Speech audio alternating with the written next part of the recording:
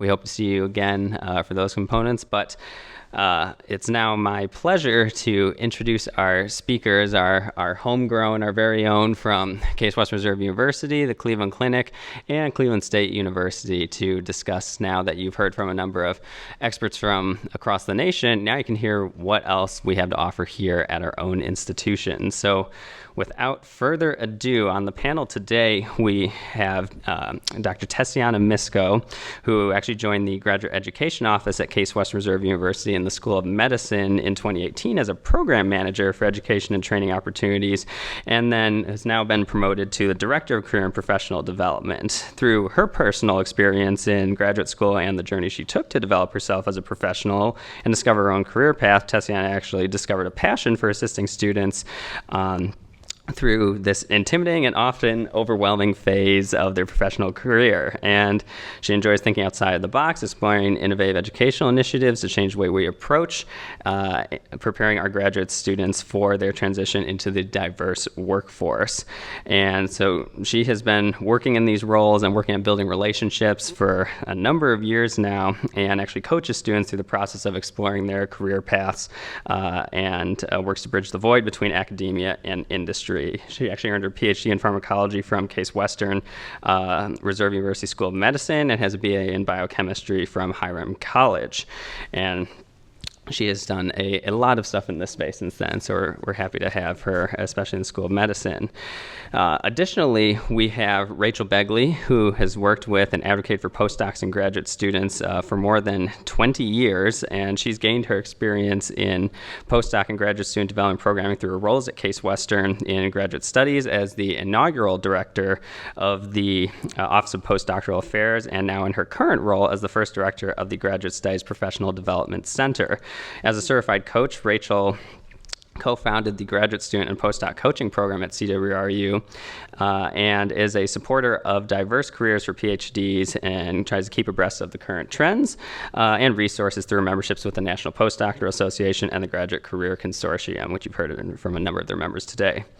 Additionally, we have Dr. Jason Ross, who's a passionate advocate for education and scientific research rooted in Cleveland, and he actually earned his dual bachelor's degrees in biology and psychology from the University of Toledo before completing his PhD in biology at Cleveland State University in 2020.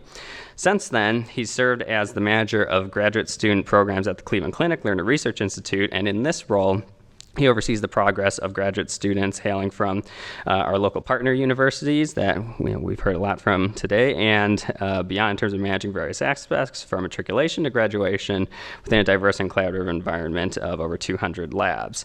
And he's honored to be a part of the Research, Education, and Training Center in the Learner Research Institute. Last but not least, we have Kyle Reynolds from Cleveland State University. He's actually worked in the College of Graduate Studies there for 1 year and has experience working in graduate student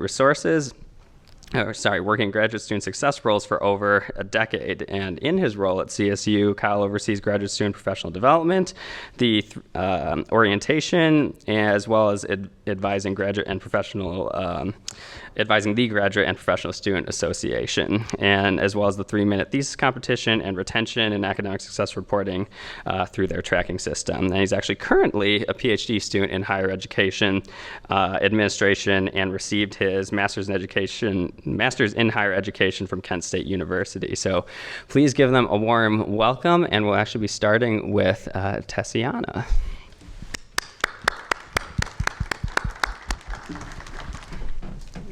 Just works. Okay.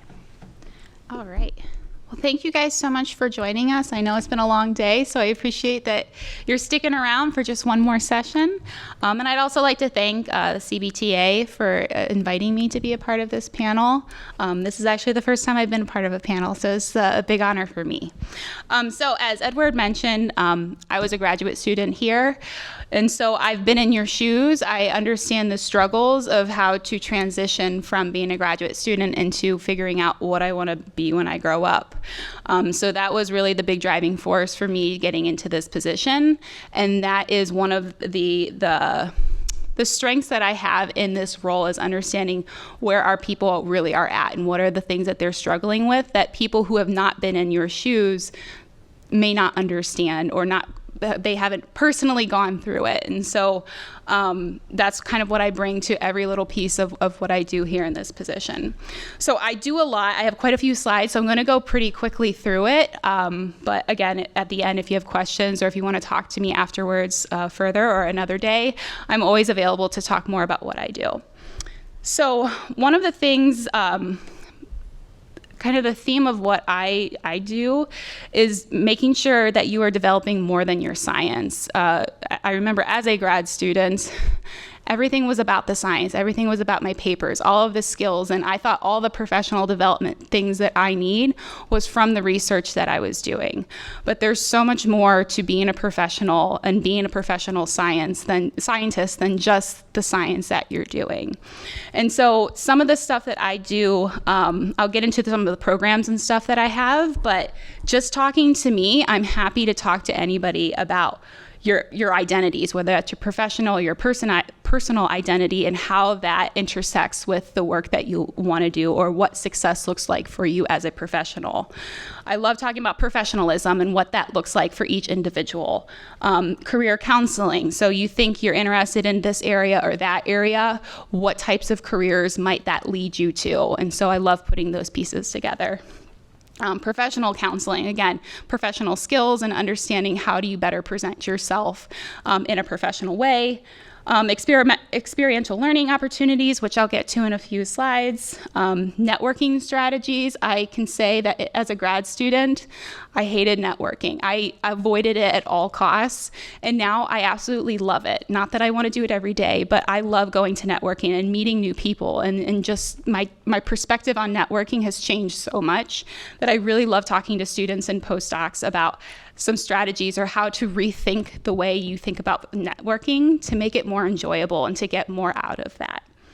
And then just general navigation of grad school. It was only 5 years ago that I was in grad school, and so I'm happy to help students and even postdocs navigate that space, and then so much more. And so first, I'll start with some of the courses that I teach. So I just started teaching this semester. So I have a leadership and professional development skills for biomedical sciences that is open to all of our students and postdocs.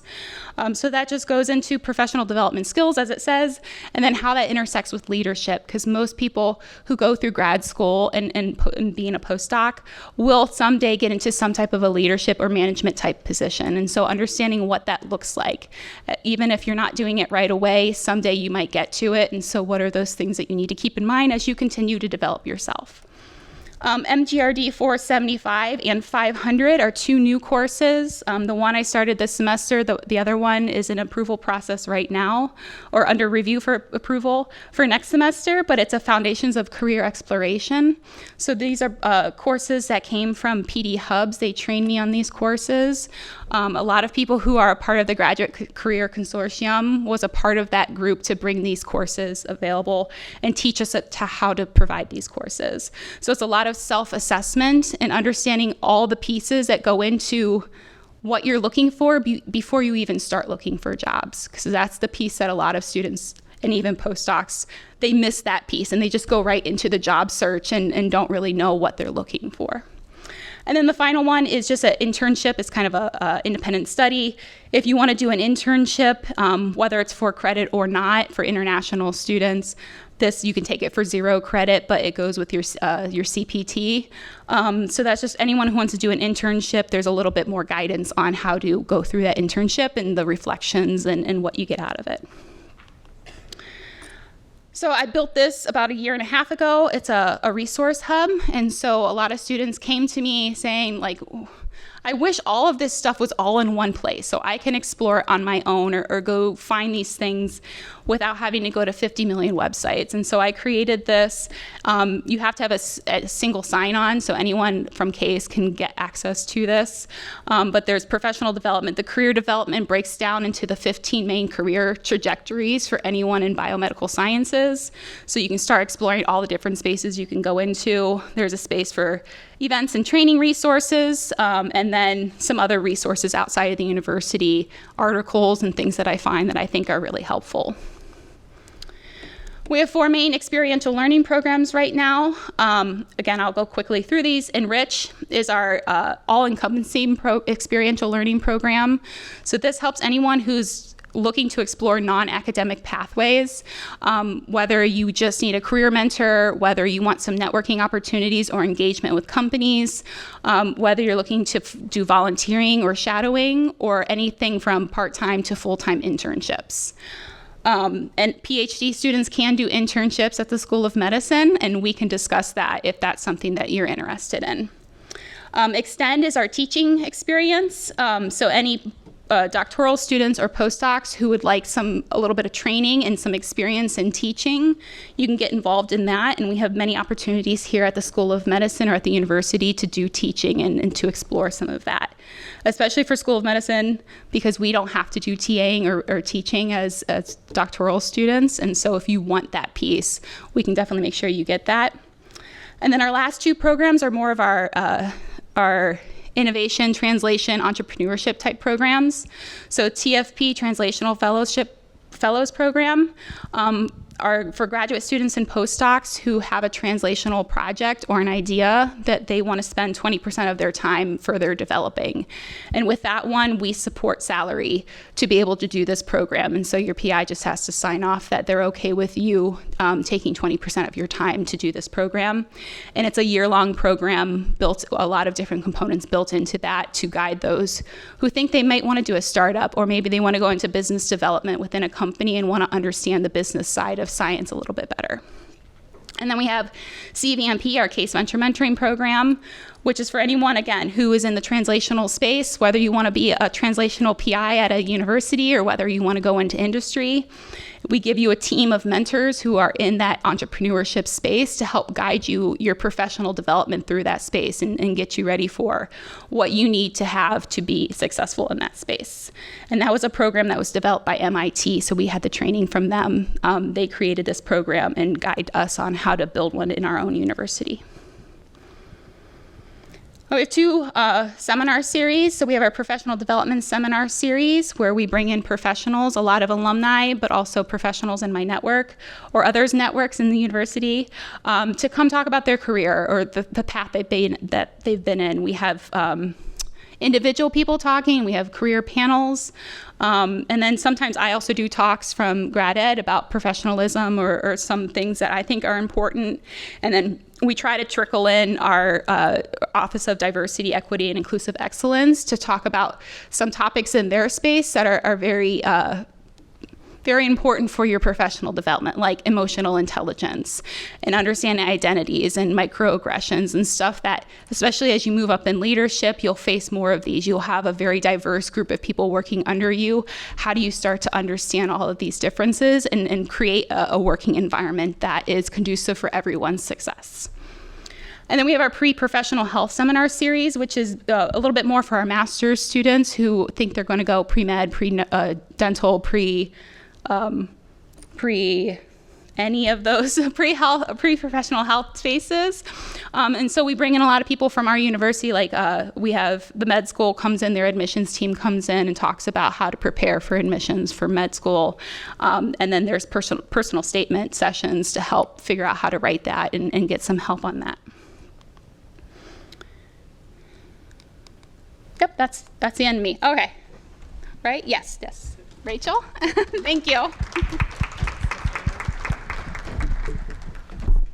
Hi, everyone.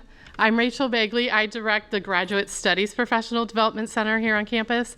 And you're going to hear a bit of overlap between some of the things that Tessiana and I do, but we do work closely on a lot of things here on campus, one being this conference. So that's one way that we also, can partner to, if you have a student group or something that you're interested in bringing to campus or a session, please reach out to me, to us. Within graduate studies, we have about 2,500 graduate students. The degrees listed here are the degree programs that I work with within the School of Graduate Studies. We have 78 programs, 53 doctoral, 55 masters, and we work with almost all of the schools here on campus. With our postdocs, we work with those as well, postdoc scholars and fellows. We really do touch all of the schools on campus, so we're serving a wide range of people. Generally, our programs are specific to these degrees, but we do quite a few things that we open up to anyone. So if you fall outside of one of these degrees, it doesn't mean that you can't attend our programs.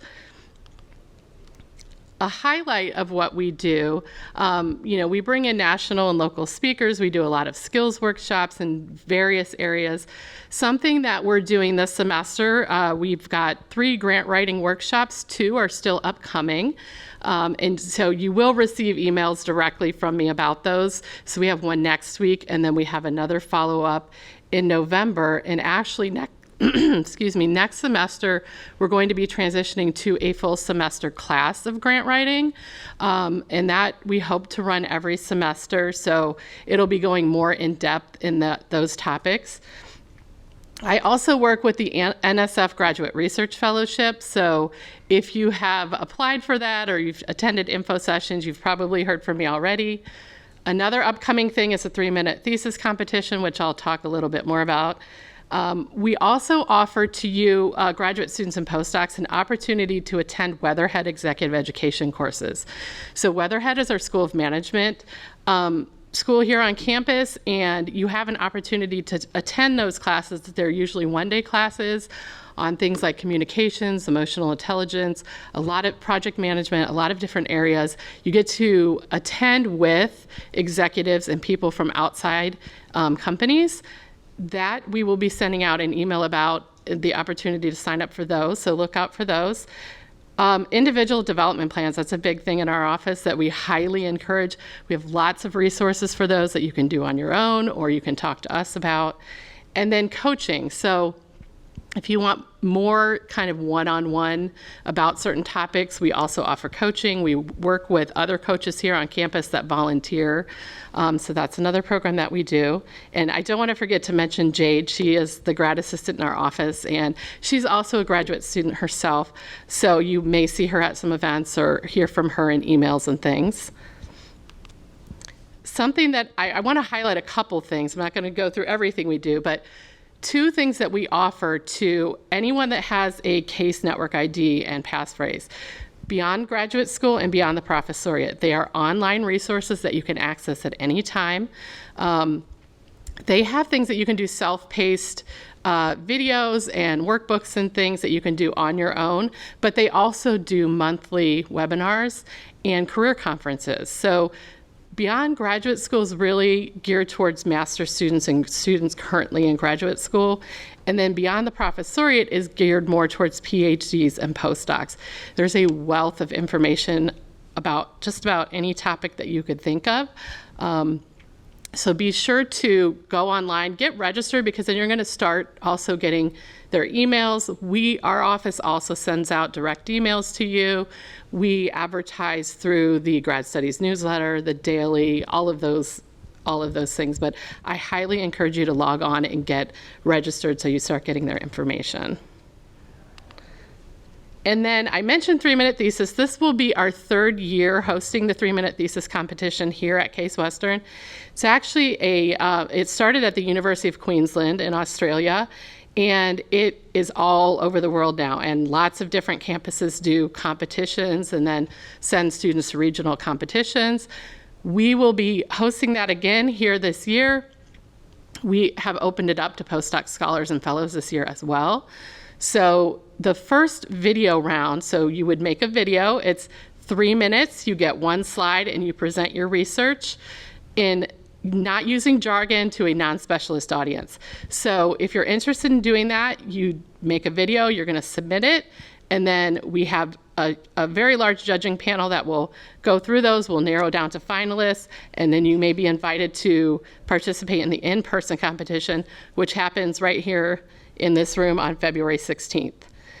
For more details on that, you can go to this website or the QR code. We do have a research or an information session and research pitch session next Friday that I don't have on here, but you can get to it from either of these contact information here. And I'll say that Edward Carson has participated before, so there are students in this room too that if you want more information about actually going through it, he's definitely one to talk to because he can tell you a lot about it. And I do have a handout too on 3-minute thesis if you want that. Just see me afterwards. I think that, yeah, that completes my slide, so I'm going to turn it over to Jason. Oh, I'm sorry. Ryan. Oh, Cleveland State. Yeah. Sorry. Yeah, right. All right, well, thank you. My name's Kyle Reynolds. I work in the College of Graduate Studies at Cleveland State University. And so our office is really doing a lot of programming for graduate students. I will say I've been in my role for about a year now. And post-COVID, I'd say there hasn't been as much programming out of the College of Graduate Studies. So in many ways, we're kind of building up a lot of our programming right now. And part of that is also hearing from you as our students at CSU. What you're interested in. So we'll be sending out some surveys as we did last year to kind of get a better sense of what you're looking for as far as your professional development and types of opportunities you're interested in. We really want to hear, have students really drive a lot of our programming as far as meeting the needs and interests of our students. So we do a lot of professional development workshops where we partner with other units on campus. A major focus of them are a lot of career-related workshops on things like interviewing, preparing your CV and resume, networking using LinkedIn and things like that. We also do a lot of research-related ones related to grant writing and developing your elevator pitch for your research, and other professional development programs. As Rachel indicated, we also host the 3-minute thesis at CSU, and our program, in-person program, will also be in February as well. We'll start doing some preparation workshops and practice opportunities for students to pitch their research starting in November, so you'll be receiving some more messages about that if you're interested in participating. It is a really great way to gain that practical experience of communicating why your research matters to folks. That can be very useful on the job market and presenting at conferences and things like that as well. For me, even as a graduate student, it's almost like, we've got Thanksgiving coming up. You might be coming home talking to family.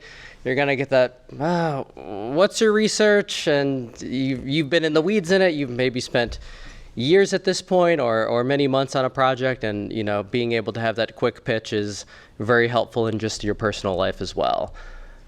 We also have our Graduate and Professional Student Association that does lots of social and professional development programming. They also are a voice of advocacy for our graduate students. So if you have concerns or things that you want to address, they're a group that really works closely with our college and other administrators to address concerns that we're hearing from our graduate students. We also have scholarships for excellence in research, teaching, and advocacy. And so the deadline for those awards will be in January, so you'll be seeing some more information about those if you're interested in applying. For many of you, you've probably already gone through a teaching assistant orientation, but we've started doing more kind of continuous professional development for our TAs as well to help you, especially if you're looking at a career in the faculty, to help you kind of continually gain more experience to improve your teaching as well. We do have a graduate student resource center and lounge, which is open from Monday through Thursday from 10 to 4 every day. So that's a great place for if you want to connect with other students, a study space. There's a fridge and microwave and places to host meetings and presentations as well. So we hope to see you there. That's located in Rhodes West. There's also a lot of other resources on campus that are really great for graduate students, like our Writing Center hosts regular graduate student and faculty writing groups. So those are accountability groups that can be very helpful during that dissertation or thesis phase where, you might be struggling with the motivation or really want to build up that community to help you with your writing. So those are available and they meet multiple times a week. Career Development and Exploration Office on campus. Pretty much all of the staff members there have graduate degrees and they have different specialties based on the different colleges and disciplines. So there's lots of folks over there that have an expertise in your area, in addition to your faculty, that can be really great career resources for when you're on the job market looking for internships and things like that. And then also just a plug for, the importance of taking care of yourself as a graduate student. A lot of you are balancing lots of other responsibilities. And so our counseling center and wellness and recreation services offices provide a lot of great opportunities for you to unwind and also, take care of yourself as graduate students. If you want to schedule any appointments with our office or many other places like the Writing Center and Career Development, just this past August, we started using a program called Starfish, so you're able to make appointments directly with our staff member and our staff members and many other offices as well directly in there. You'll be able to see all of our regular availability and schedule directly in that program as well, so to kind of cut down on emails back and forth for scheduling things. And if you want to learn more about our events and services, you're welcome to go to our website and follow our social media accounts. Just wanted to say thank you for your time, and I will pass things over to Jason.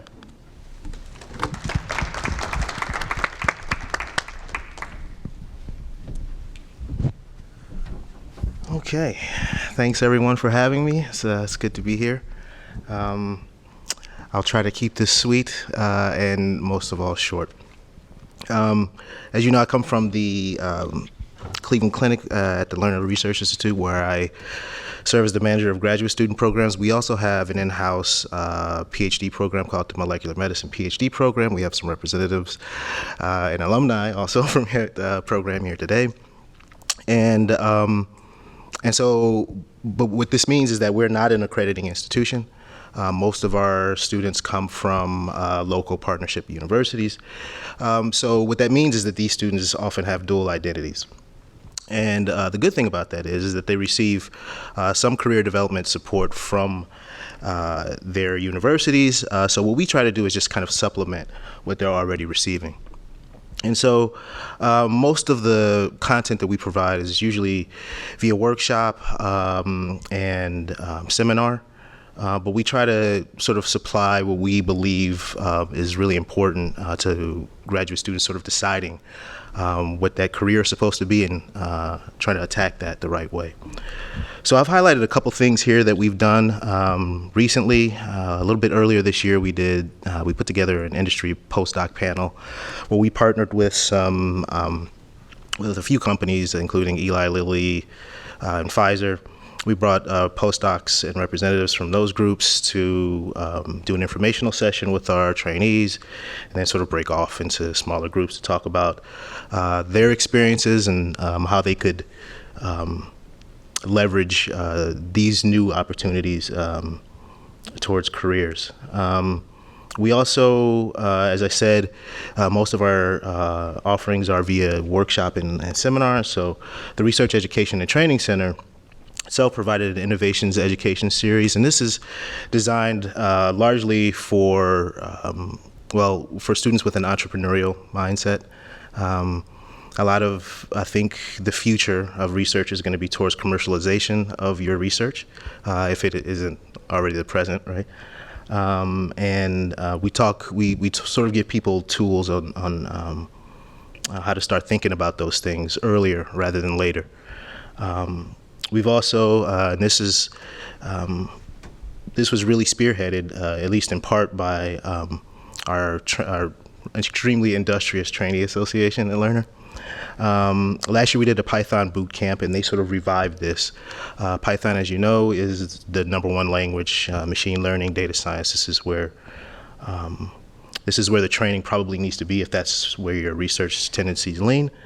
And so we try to make sure that we at least provide people with an opportunity to learn Python, there's an R, and related languages. We also provided what we called the Discovery Accelerator Seminar Series. So we recently installed, you may have heard about this IBM supercomputer. And what we tried to do here, because everyone looked at it and said, this is amazing, what do we do with it, right?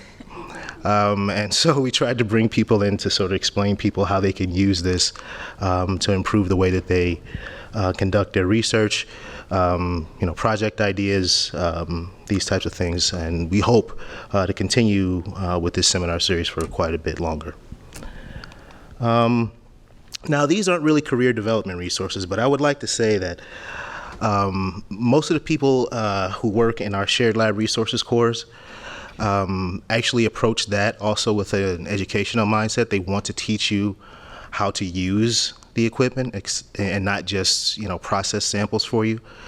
So they'll explain to you how to prepare a sample for processing. But what they really like to do, and they hound me all the time about bringing students through to get some of this stuff done, is teach you how to use the equipment, which is absolutely key, as you might imagine, to figuring out what's important to you career-wise going forward, what you like to do.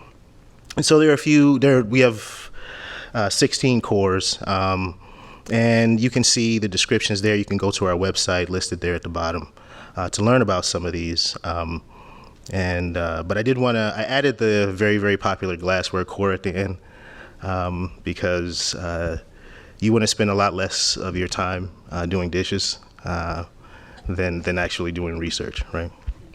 So I do want to make sure that people who are at the clinic actually do know about this.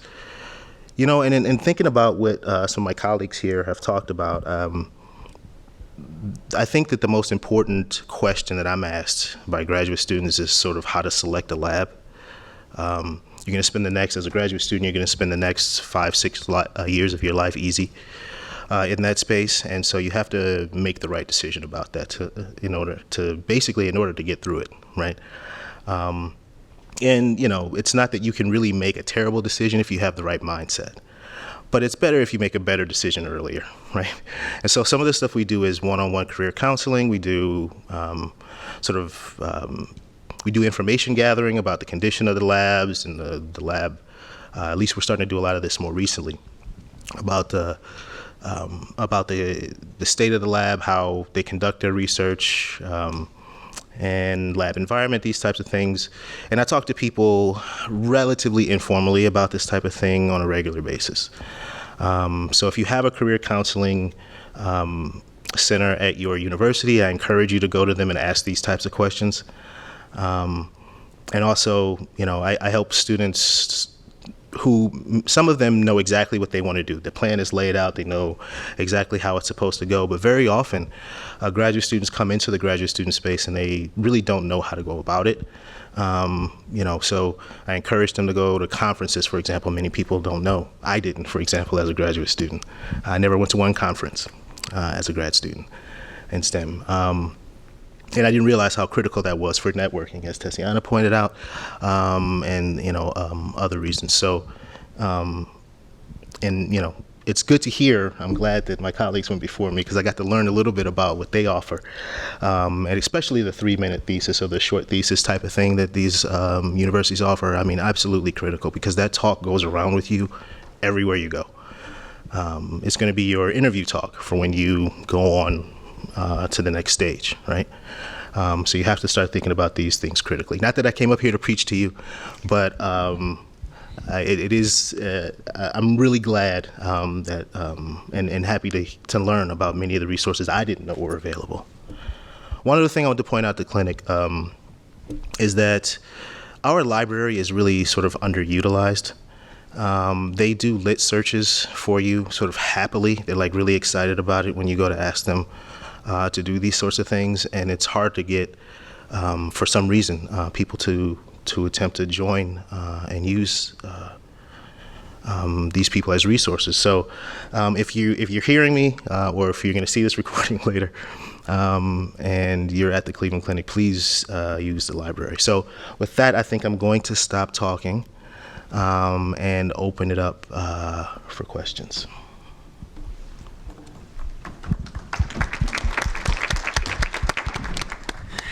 Yes, so at this time, we're approximately at the end of the session, but because we started a few minutes late, at this time we will open it up for any questions if anyone wants to learn a little bit more about anything specifically. We have microphones set up on both sides here you can come up to, and any of our panelists are happy and willing to answer your questions. So if anyone would like to come up, now is the time.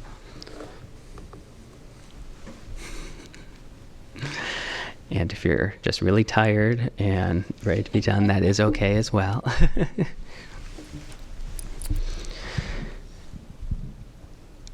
Well, if there aren't any questions, we do have, as you see here, our lovely QR code that we've been putting for all the sessions. So please scan and provide your feedback.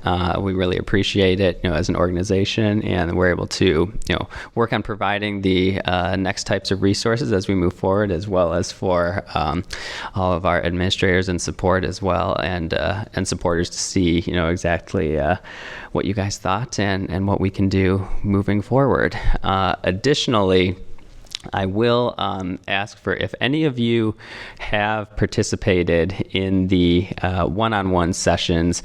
We're not quite sure if you saw the QR codes that were available on the back screen, but in case you didn't, we will also provide those again one more time. So if you did participate in the in session ones, or I should say in the session one-on-one session with any of our lovely experts here, again, feel free to please fill out that QR code. If anyone was, I'm basically watching who has their phones out for how fast I go through this, but if anyone was actually in session 2, this is the QR code for that to provide feedback. We really appreciate that. That was with our 5 experts. And then if there was anyone who was in session 3, that's the QR code there as well. In fact, it just occurred to me, these might all be the same QR code. I'm not sure if they're changing or not, but regardless, you should be able to select who it is. Actually, I think it is the same QR code, so I apologize. So any of these QR codes will work for that session. And then absolutely last thing, there may have been some miscommunication that occurred here for our interview workshop, but this is the correct QR code to fill out if you did participate in that section. We think the networking workshop may have accidentally been populated in one of them. So, but this is the last QR code, I swear. And again, I just want to thank everyone for coming out today and participating in this event. We were really excited. It was great to see all of you here. And again, we will be back tomorrow morning for our personal development session. So we'll have our 2 main sessions with our keynote speaker for self-imposter syndrome, Dr. Donna Dopwell, and then Melly Cinch will be back with us for tackling your personal career. And then we'll have a set of communication concurrent sessions after lunch, followed by additional trainee resources for immigration, financial services, and tax advice as well, because that's not a thing that's part of a normal academic process, but is a really useful skill to have. So we hope you guys all join us tomorrow and can benefit from that. With that, I'll close our day 1, and thank you on behalf of the CBTA, our planning committee, and all of our supporters, and we hope you have a good rest of your day.